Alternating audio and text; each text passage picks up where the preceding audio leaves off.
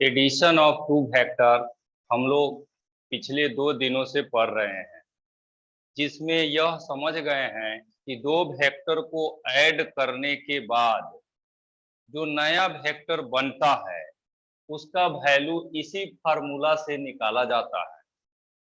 Figure में ऐसे यह एक वेक्टर है ए, यह दूसरा वेक्टर है बी, और दोनों को ऐड करने पर भी नया वेक्टर बनता है। उस नया वेक्टर को ए प्लस बी से लिखते हैं। इसका नाम रिजल्टेंट वेक्टर होता है। और इसको कहां से कहां बनाते हैं तो इस फिगर में आप देख रहे हैं। इसी ए प्लस बी का वैल्यू कितना होगा वह इस फार्मूला से निकाला जाता है। हम लोग निकाले भी हैं, कई क्वेश्चन भी इस पर बनाए हैं। जैसे ए वेक्टर 10 है, बी वेक्टर 5 है, तो ए प्लस बी कितना होगा वह इसी फार्मूला से निकाला जाता है।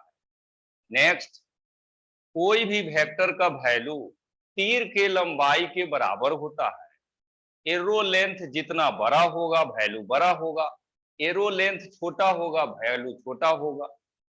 इस फिगर में आप देखिए, जैसे ए का वैल्यू 5 हम ले लिए हैं, बी का वैल्यू 6 ले लिए हैं, तो ए प्लस बी कितना होगा वह यहां से यहां का तीर का लंबाई जो होगा वही होगा।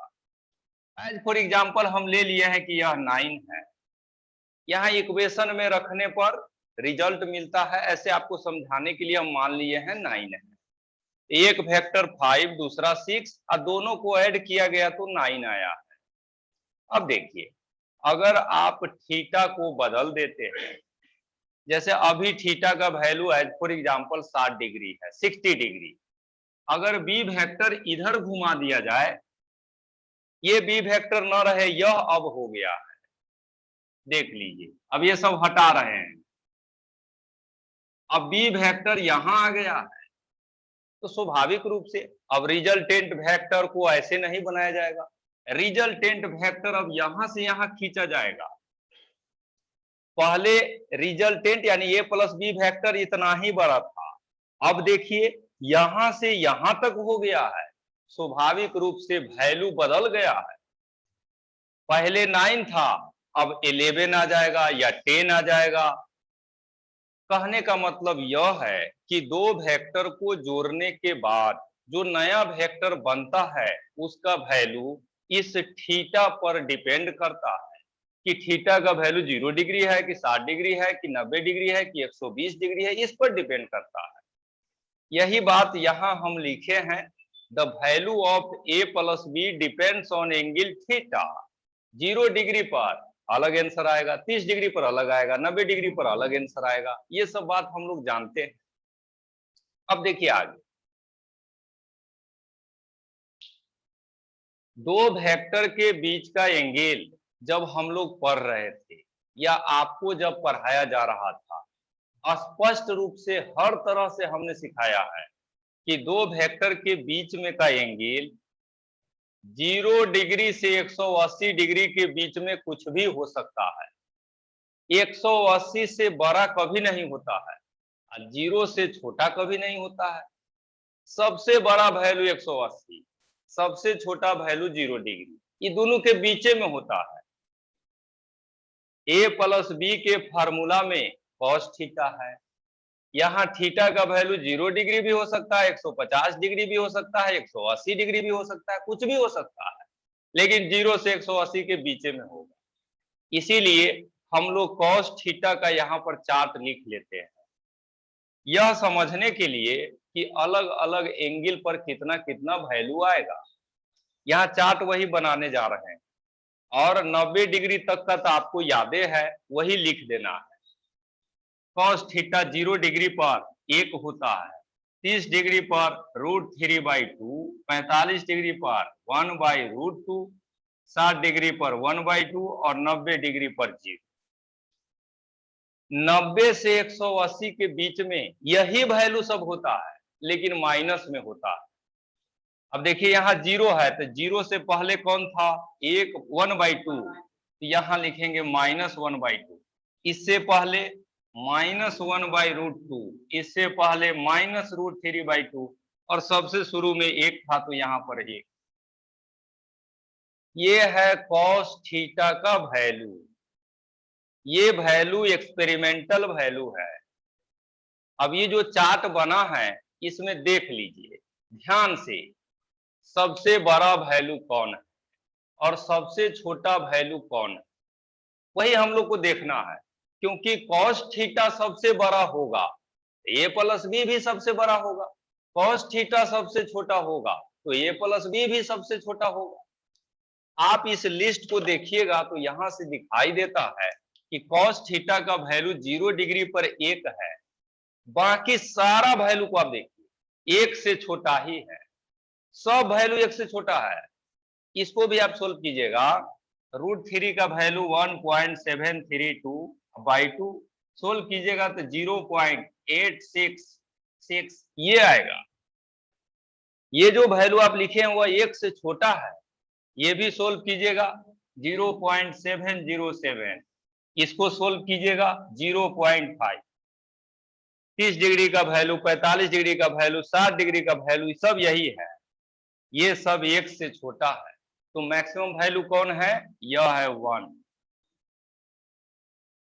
और सबसे कम वैल्यू आपका यहां है, दैट इज -1। तो कॉस थीटा सबसे ज्यादा होगा तो वेक्टर का वैल्यू भी सबसे ज्यादा होगा, और कॉस थीटा सबसे छोटा होगा तो वेक्टर का वैल्यू भी सबसे छोटा होगा।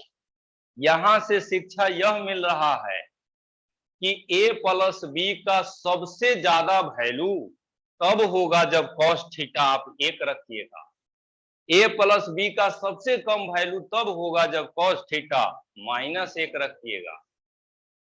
सब मैथमेटिक्स से रिलेटेड टर्म है, उसी के भाषा में ये सब पढ़े जाते हैं। चलिए अब मैक्सिमम और मिनिमम वैल्यू निकाल लेते हैं हम लोग।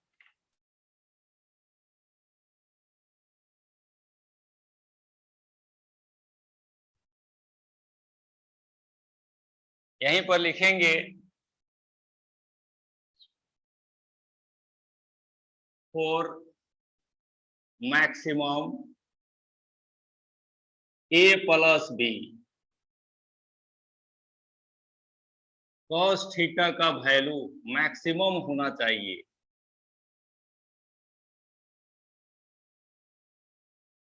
और यहीं से कॉस थीटा का सबसे बड़ा वैल्यू 1 होता है, जैसा कि हम लोग जानते हैं। और कॉस थीटा का वैल्यू 1 कितना डिग्री पर होता है, 0 डिग्री पर। और हम लोग जानते हैं दो वेक्टर के बीच का एंगल अगर 0 डिग्री है तो वह दोनों वेक्टर एक ही डायरेक्शन में होता है। यहीं पर लिखेंगे दैट इज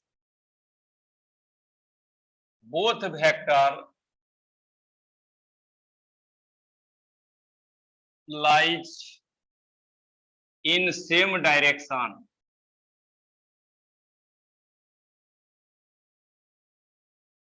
दोनों वेक्टर का वैल्यू एक ही डायरेक्शन में होगा या दोनों वेक्टर का डायरेक्शन एक ही होगा। इस तरह की बातें होगी। जैसे ए वेक्टर इधर है तो बी वेक्टर भी इधर ही रहना चाहिए, तब रिजल्टेंट का वैल्यू सबसे बड़ा मिलेगा। एक वेक्टर नॉर्थ की तरफ है तो दूसरा भी नॉर्थ की तरफ होना चाहिए, रिजल्टेंट का वैल्यू सबसे बड़ा मिलेगा। चलिए ये हो गई लैंग्वेज वाली बातें, लॉजिकल बातें। अब वैल्यू कितना होगा सबसे बड़ा यह लिखते हैं आप। यहीं से लिखेंगे a प्लस बी, देखिए कैसे लिख रहे हैं, मैक्सिमम सबसे बड़ा वैल्यू इसका निकालने जा रहे हैं। ये बराबर होगा √root under a square plus B square plus 2ab, और कॉस थीटा की जगह पर 1 लिखना है, क्योंकि मैक्सिमम तब आएगा जब कॉस थीटा 1 होगा। अब इसको सोल्व कर लीजिए। यहीं से देखिए, ये तो देख ही रहे हैं आप, क्या हो गया है, a square plus B square plus 2ab। This is formula of a plus B का होल स्क्वायर। और रूट लगा हुआ है तो आप जानते हैं रूट से स्क्वायर कैंसिल हो जाता है। मिलेगा क्या रिजल्ट, ए वेक्टर प्लस बी वेक्टर का मैक्सिमम वैल्यू यह बराबर होगा a प्लस बी के।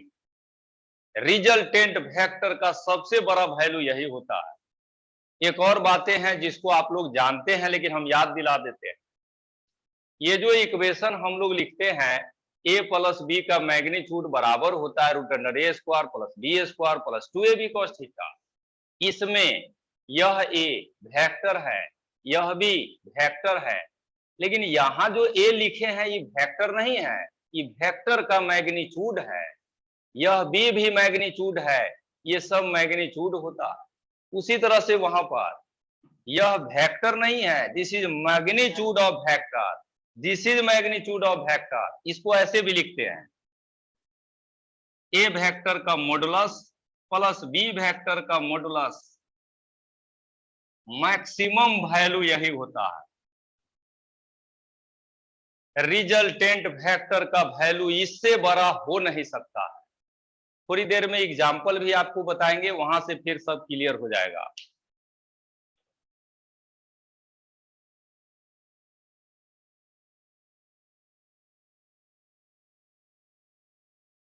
मैक्सिमम बताएं, अब मिनिमम बताएंगे, जल्दी से इसको लिखिए।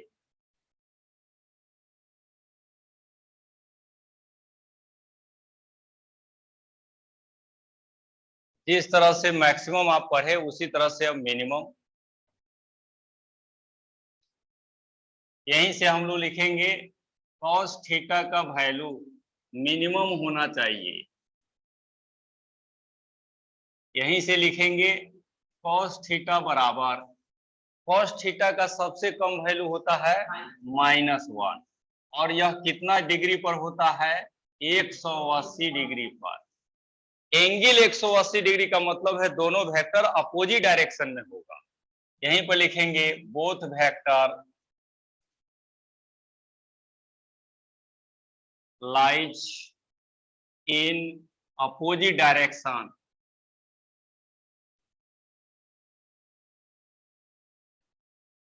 जिस दो को आपको ऐड करना है वह उल्टा डायरेक्शन में होना चाहिए।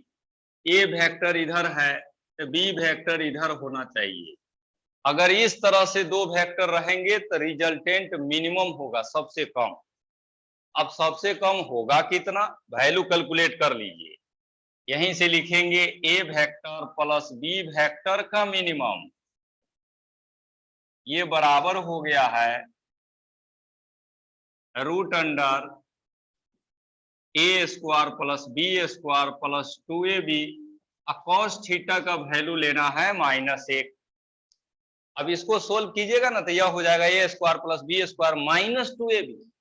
यह किसका वैल्यू है, a माइनस बी के होल स्क्वायर।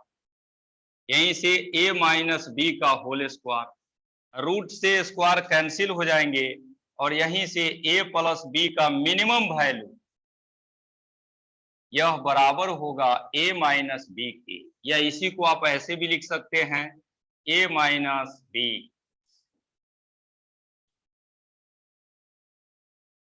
दो वेक्टर को जोड़ने से जो रिजल्टेंट आता है उसका मैक्सिमम वैल्यू आप समझ गए हैं, मिनिमम वैल्यू भी समझ गए हैं। मैक्सिमम में a प्लस बी है, मिनिमम में a माइनस बी है। जब मिनिमम निकालते हैं तो बड़े में से छोटे को सब्ट्रैक्ट कर देना रहता है। जैसे मान लीजिए b बड़ा है, a छोटा है तो b माइनस a करेंगे, a बड़ा है b छोटा है तो a माइनस b करेंगे। This is concept of maximum and minimum resultant.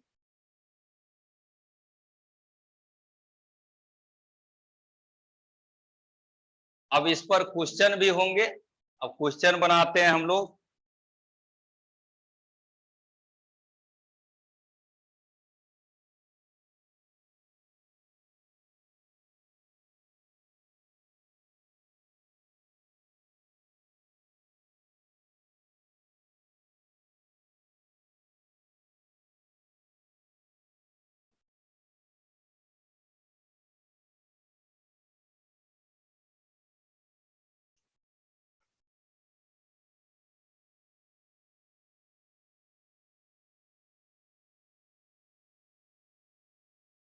अब एग्जाम्पल देखिए, दो वेक्टर हम लोग ले रहे हैं,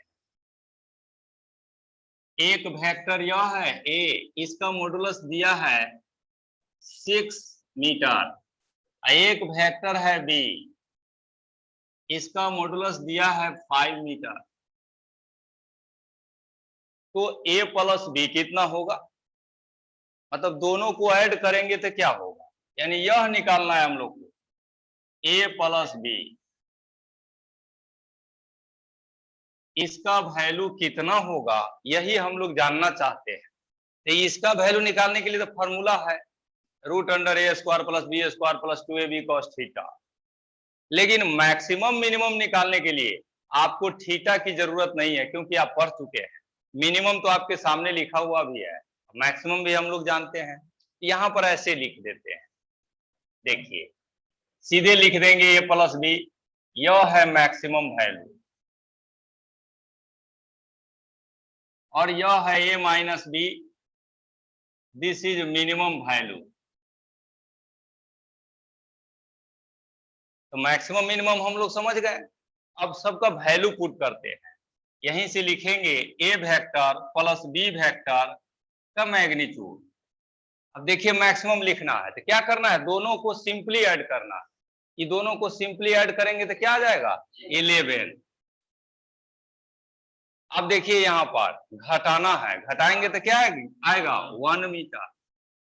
ये 11 मैक्सिमम है और यह 1 मिनिमम है।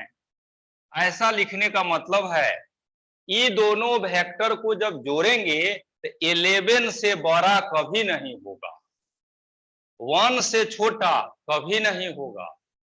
मैक्सिमम पॉसिबल 11 और मिनिमम पॉसिबल 1, लेकिन 1 से 11 के बीच में कुछ भी हो सकता है।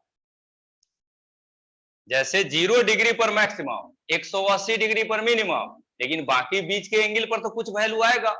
वो सब वैल्यू 11 से 1 के बीच में होगा। जैसे वैल्यू 10 आएगा, 9 आएगा, 8 आएगा, 7 आएगा, 6 आएगा, 5, 4, 3, 2, ये सारा वैल्यू संभव है, लेकिन 12 संभव नहीं है, 20 संभव नहीं है। मैक्सिमम मिनिमम पढ़ने का यही मतलब होता है। ठीक है, तो वहीं पर इसको लिख दीजिए।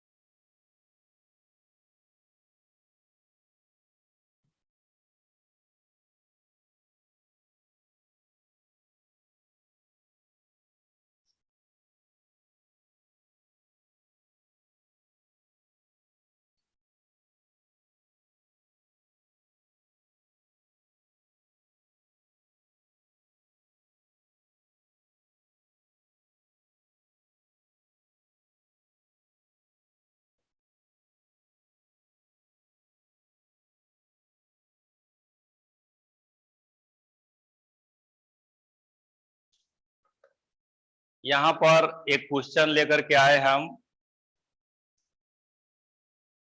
इस क्वेश्चन में दो वेक्टर का वैल्यू दिया है, आपसे रिजल्टेंट का वैल्यू पूछ रहा है। एंगल नहीं दिया है। ये जो क्वेश्चन आपके सामने है इसको ध्यान से देखिएगा तो इसमें बताया गया है कि दो वेक्टर है, two vectors having magnitude 16 Newton and 12 Newton, एक का 16 है दूसरे का 12 है। तो क्वेश्चन पूछ रहा है कि दोनों वेक्टर को जब जोड़ेंगे दैट इज रिजल्टेंट, उसका वैल्यू कितना होगा। यही चार ऑप्शन दिया है। एंगल का पता नहीं है तो आप मैक्सिमम मिनिमम पहले निकाल लीजिएगा। सबसे पहले देखिए मैक्सिमम वैल्यू कितना हो जाएगा 28, और दूसरा नंबर मिनिमम वैल्यू 4 हो जाएगा। अब एक बात तो पता चल गया ना कि 28 से बड़ा नहीं होगा। तो ये 40 30 दोनों तो 28 से बड़ा ही है, ये दोनों नहीं होगा। 4 से छोटा भी नहीं होगा, यानी यह भी नहीं होगा। इस तरह से देखिए कितना आसानी से क्वेश्चन सब बनता है। नहीं पढ़े रहिएगा तो ये सब क्वेश्चन आपके लिए बहुत भारी क्वेश्चन है। आज पढ़ लिए हैं कोई दिक्कत ही नहीं है, बिना मेहनत के सिर्फ बन रहा है। 2 टर्म आप लिखे क्वेश्चन बन चुका है। तो मैक्सिमम से मिनिमम के बीचे में होगा, मैक्सिमम से बड़ा नहीं, मिनिमम से छोटा नहीं। एक और क्वेश्चन बनाते हैं हम लोग।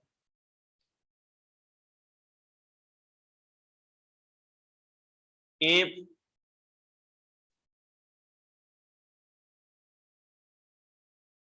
Maximum and minimum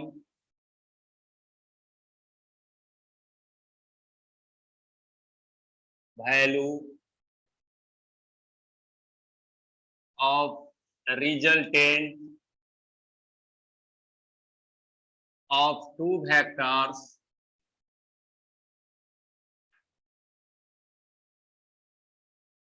are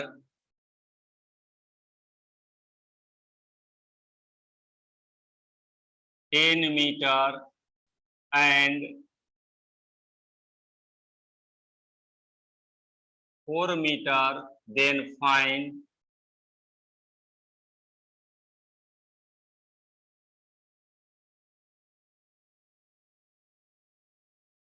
magnitude of both vectors।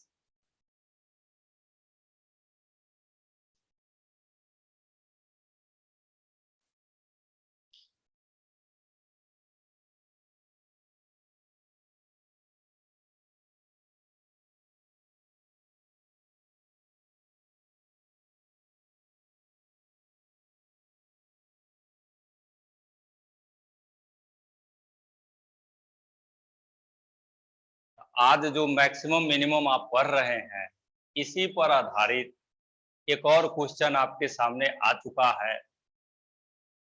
इस क्वेश्चन में बताया है कि दो वेक्टर का जो रिजल्टेंट होता है उसका मैक्सिमम वैल्यू 10 है और मिनिमम वैल्यू 4 है।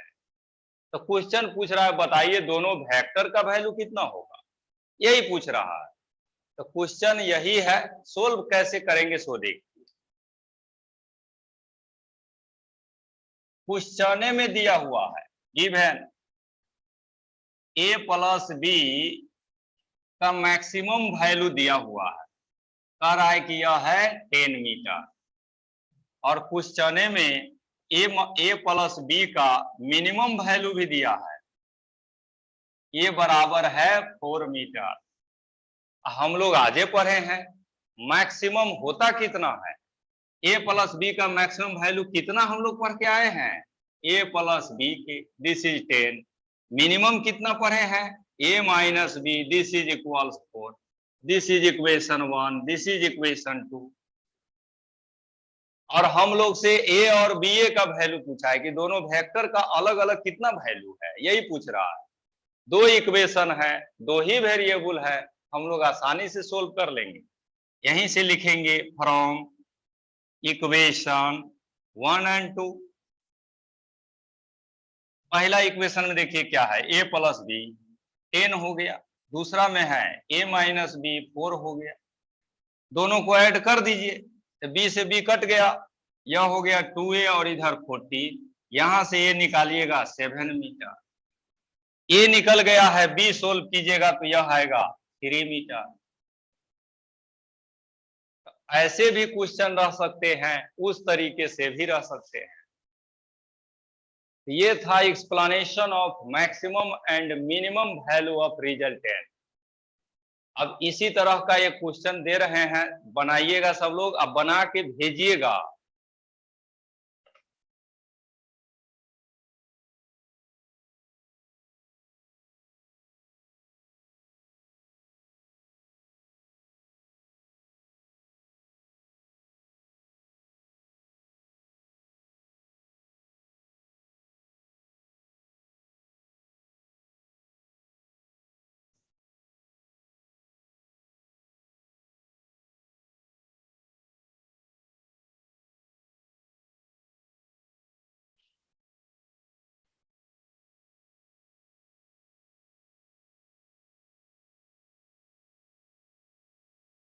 If maximum and minimum value of resultant of two vectors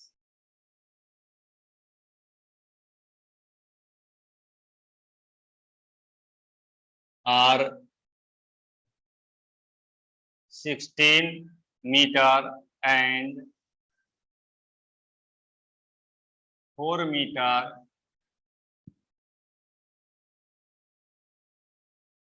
then find the magnitude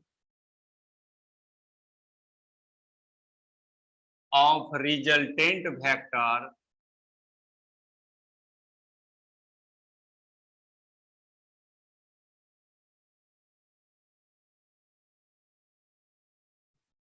if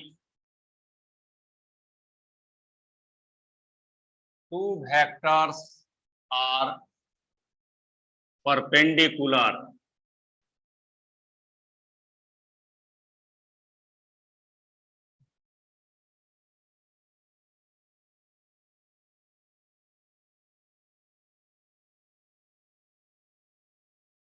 दो वेक्टर है, दोनों के रिजल्टेंट का मैक्सिमम मिनिमम वैल्यू दिया। अब क्वेश्चन पूछ रहा है कि रिजल्टेंट का वैल्यू कितना होगा अगर दोनों वेक्टर 90 डिग्री पर होगा। परपेंडिकुलर का मतलब होता है 90 डिग्री। तो एडिशन ऑफ वेक्टर समाप्त हो चुका है। दो वेक्टर को ऐड करने का नियम हर तरह से हम लोग सीख चुके हैं।